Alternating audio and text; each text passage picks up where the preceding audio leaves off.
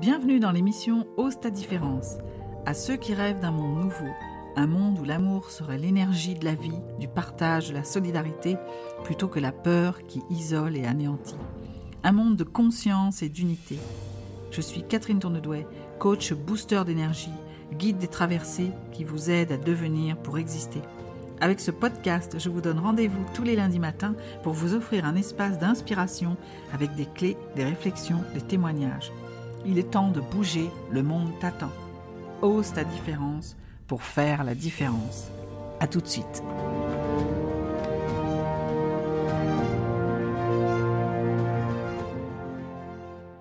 Bienvenue dans le 30e épisode de Ose ta différence. Aujourd'hui, j'ai envie de vous parler des relations et comment elles sont un formidable miroir de qui nous sommes. Je vous en ai souvent parlé, j'ai distillé un peu des infos au gré des différents podcasts, des différents épisodes. Aujourd'hui, j'avais envie vraiment de revenir dessus. Et en fait, ce qui a occasionné ça, c'est que cette semaine, j'ai été confrontée à la peur, en fait. J'ai été terrifiée. Dans un échange, je me suis retrouvée tout d'un coup, mais pétrifiée, sans rien pouvoir faire. Et j'ai pu conscientiser que jusque-là, en fait, je n'avais jamais été confrontée à la peur profonde, celle qui te paralyse, la peur du lion, en fait, quand le lion est vraiment là et qu'il faut grimper à l'arbre, sauf que moi, là, je suis restée pétrifiée, je ne pouvais pas grimper à l'arbre. Et j'ai conscientisé que jusque-là, je gérais mes émotions, en fait. Donc je ressentais des choses. Évidemment, j'ai déjà été effrayée. Je fais souvent rire mes amis en leur disant que j'ai eu très longtemps peur des souris, à rester quand même, à grimper sur une chaise, que j'ai le trac à chaque fois que je dois prendre la parole, que j'ai peur des fois quand je sors de ma zone de confort et que je fais quelque chose qui est nouveau. J'ai peur, mais j'y vais. Et là, ce jour-là, j'ai eu très peur à être complètement liquéfiée. Alors, j'y suis allée quand même, en fait. Parce que je dis souvent aussi que ceux qui réussissent, ils ont aussi été confrontés à la peur, mais ils sont allés quand même. Mais j'ai eu tout un temps où je suis restée pétrifiée et ne sachant pas exactement ce qui m'arrivait. Et en fait, avec du recul, quand je suis revenue un peu sur l'événement, je me suis rendu compte que je n'avais jamais éprouvé la peur comme ça et que c'était intéressant de l'avoir ressenti parce que ça m'avait donné une indication sur là où j'en étais, qu'en fait, je voulais toujours garder le contrôle et que même si je ressentais les choses fortement, pour l'hypersensible que je suis, en fait, j'arrivais quand même à super bien gérer. Et là, tout d'un coup, il y a comme un dernier verrou qui a sauté pour dire « mais ressens et ose vraiment être toi-même ». Et je suis ravie parce que depuis, j'ai regardé cette peur, je lui ai mis un mot dessus et j'ai mis en place des choses pour pouvoir réaffronter la fois suivante, ce que j'ai fait d'ailleurs, et tout en étant beaucoup plus sereine. Et j'ai eu l'impression d'avoir grandi. Voilà. Et donc, je remercie cette situation dans laquelle je me suis retrouvée face à quelqu'un qui m'a vraiment fait peur à ce moment-là. Et je me dis que sans ce miroir-là, je serais encore en train de gérer, pensant que j'arrive à être qui je suis alors que je suis dans le contrôle. Et dans la connaissance de soi, l'autre est un miroir fantastique, en fait. Nous rencontrons sur notre chemin de vie des personnes qui nous poussent à devenir qui nous sommes réellement, qui nous éclairent sur qui nous pourrions être. Et parfois, nous cheminons longtemps avant de trouver la relation qui va changer à tout jamais le cours de notre vie. Et en attendant, on cumule, on répète jusqu'à ce qu'on ait compris quelque chose. Destinée au libre arbitre, c'est souvent un sujet que j'aborde et ce sera l'objet d'une conférence d'ailleurs en 2023. Peut-on lutter contre ce qui nous appelle à devenir Suis-je poussée par ces rencontres ? Souvent, on vit et on se demande parfois pourquoi est-ce qu'on cumule toujours les erreurs. En fait, on tombe toujours sur la même personne. Vous avez dû avoir ça, vous, où tout d'un coup, je me rends compte que tout ce que je cherche à éviter, finalement, je m'y retrouve confrontée. Jusqu'à ce qu'un jour, on monte dans l'hélicoptère pour avoir une vue plus globale, une vue d'ensemble, et on comprend en fait. On prend du recul, on prend de la hauteur et on voit sa vie défiler, on voit toutes ses rencontres, on regarde chaque relation et on pourrait presque les relier entre elles pour en faire comme avec un fil qui guiderait, qui serait le fil conducteur de ces rencontres, comme des apprentissages avant l'œuvre finale. Dans L'effet miroir de Géraldine Bergeon, je vais vous lire un passage qui est intéressant et qui illustre un peu comment les rencontres sont un formidable miroir de qui nous sommes. Ressentir l'union d'avec qui nous sommes vraiment se trouve la racine absolue et permanente du bonheur. Et chaque situation vécue est l'effet d'une cause qui se trouve en nous. De ce fait, la réconciliation avec nous-mêmes démarre en nous. Elle pose donc l'hypothèse en fait que chaque situation relationnelle serait donc l'occasion de retrouver la puissance de qui nous sommes et d'être plus en harmonie avec nous-mêmes en partant en fait d'elle. Chaque relation serait donc une opportunité d'en apprendre un peu plus sur nous-mêmes.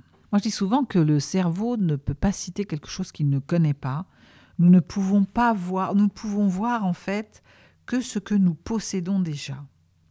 Aussi, si on commence à regarder un petit peu les différentes rencontres et ce qu'elles nous ont apporté, on peut avoir parfois un peu d'amertume et d'avoir retenu que ce qui n'avait pas fonctionné. Et puis parfois, on regarde aussi ce qui a bien marché.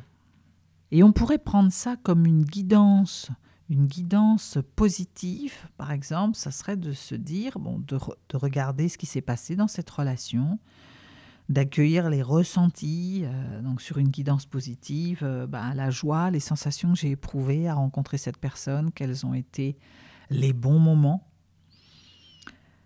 Et le fait d'être touché en positif indique qu'on a en fait une opportunité de révéler une qualité qu'on a au fond de nous.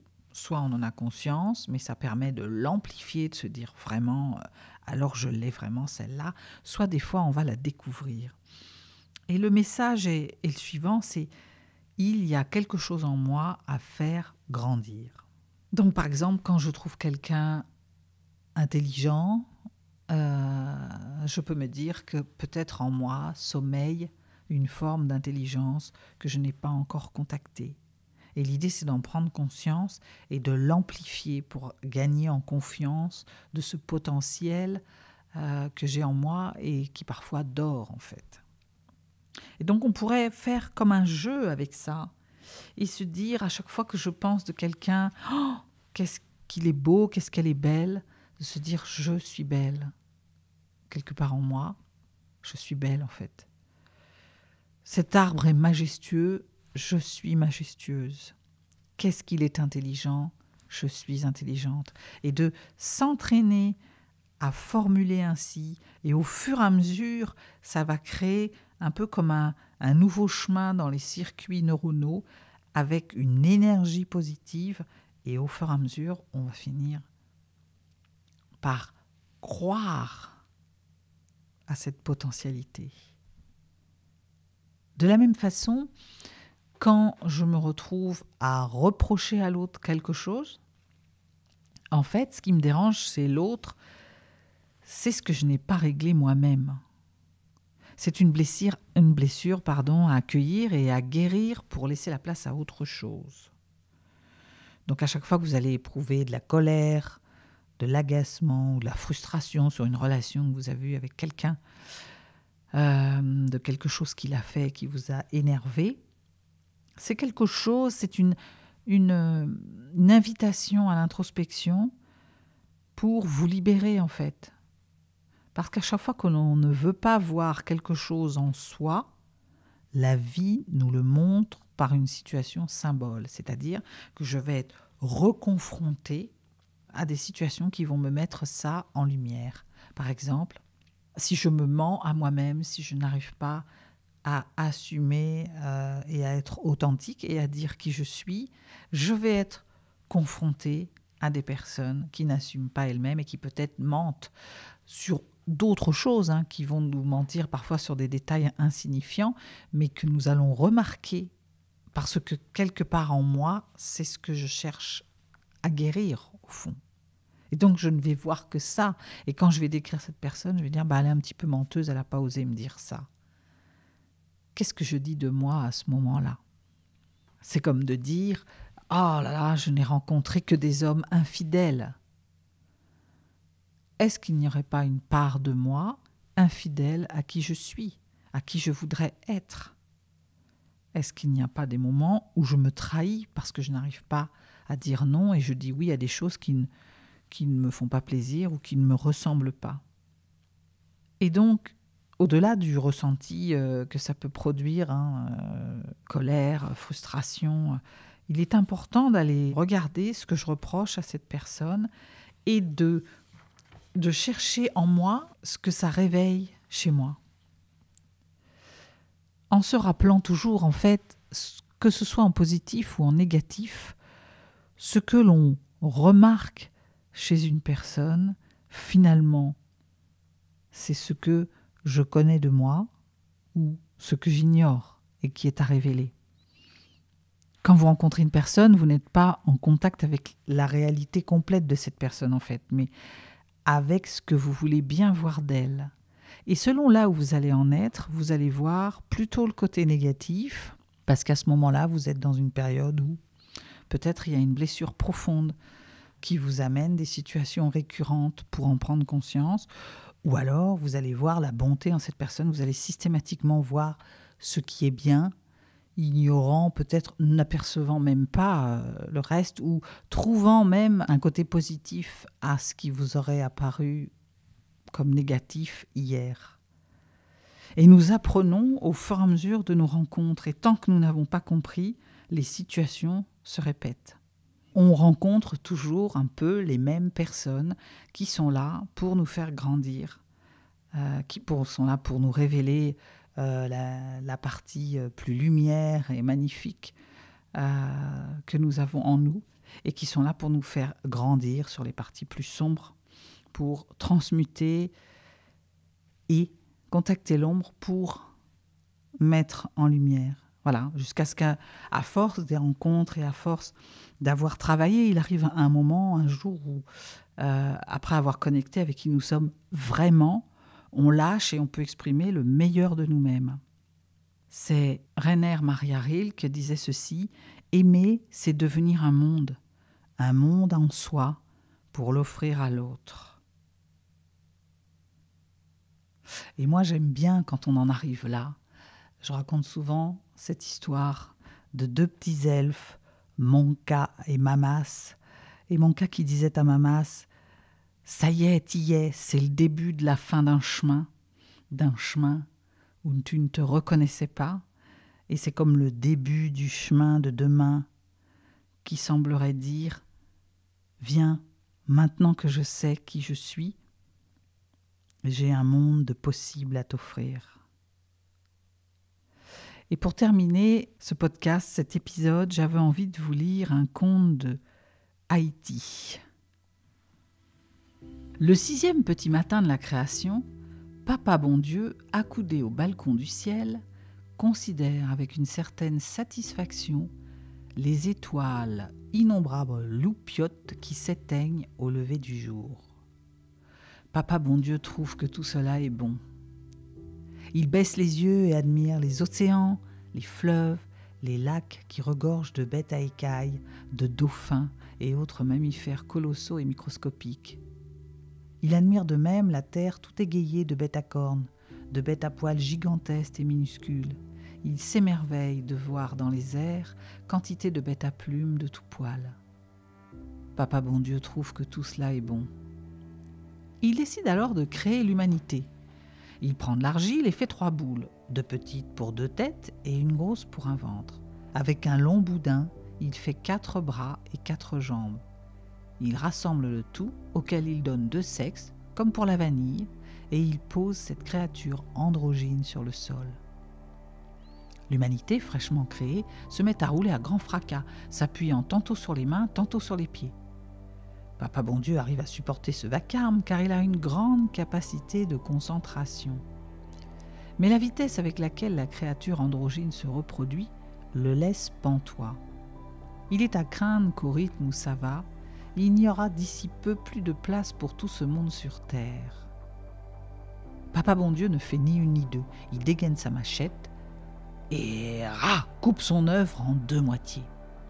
Pour la première fois, l'humanité divisée en mâles et femelles se retrouve debout sur ses pieds et se met à courir, courir, courir. Mais où va-t-elle et grand Dieu, que cherche-t-elle ? Chacun cherche la moitié qu'on lui a enlevée. Beaucoup la cherchent encore. Il y a tant de monde sur Terre que ce n'est pas chose facile de tomber sur la bonne moitié.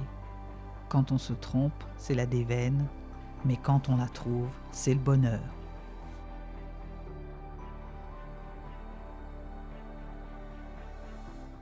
Alors c'est une invitation à revenir sur ta vie et d'observer tes rencontres. Observe aussi les gens qui t'entourent en ce moment. Et après être monté dans l'hélicoptère, de te demander quelle partie de toi tu vas faire grandir pour avoir demain un monde à offrir à l'autre. Je vous souhaite une bonne semaine et vous dis à très vite.